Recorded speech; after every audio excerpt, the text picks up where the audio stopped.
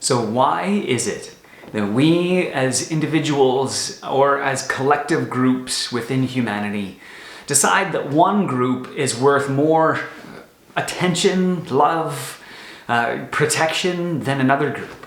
Why is it that throughout history we have been so racist? We've been willing to throw one group under the bus, or willing to even hurt or harm or subject to slavery other groups. Why is it that even as you walk through the scriptures, you see this happening through God's people as they take other nations captive and subject them to labor?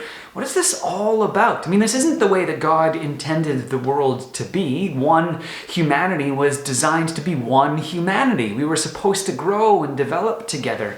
And actually, many trace this back to the story of Babel, the story of the creation of the various nations, on how there was one people group that all had the same language, but we as humans decided that because we were one people group that we knew better than God, and we could create a name for ourselves and ignore everything that God told us to do, and we could build a tower to the heavens and make ourselves great. And God said, look, that's not the way this works.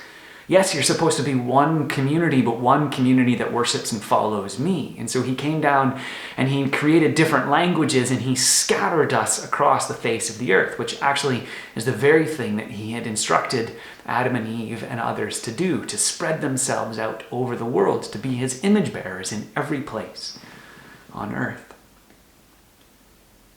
And so we have the separation of the nations. And the reason they left was because they couldn't get along. They were arguing with one another. They couldn't understand one another. And I think it had more to do with just perspective than just language. I don't think it was just because they spoke different languages that they didn't understand one another.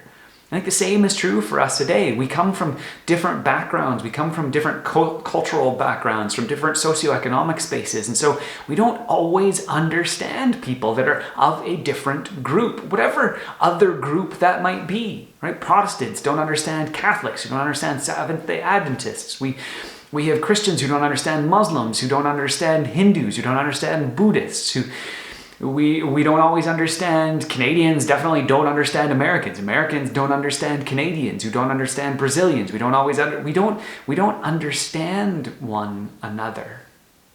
And so sometimes, because we don't understand, we think that the other person is crazy, which isn't true. We all come from the same space. We're just doing the best that we can with the things that we have been given, or sometimes choosing to do wrong with the things that we have been given.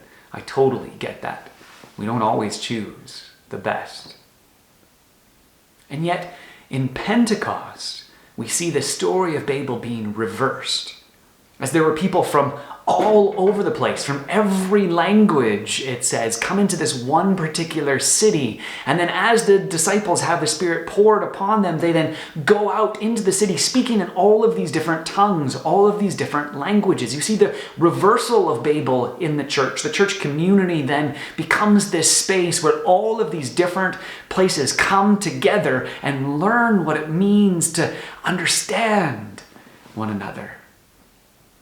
It's an amazing image. It's something that could be so beautiful for us as a community. That dividing wall of hostility, that thing that separated one people group from another, has now been taken down, and we are all together in one place. As Paul says, there is no longer any barbarian, Scythian, slave or free. There are no longer Jew or Gentile, male or female, for we are all one in Christ Jesus.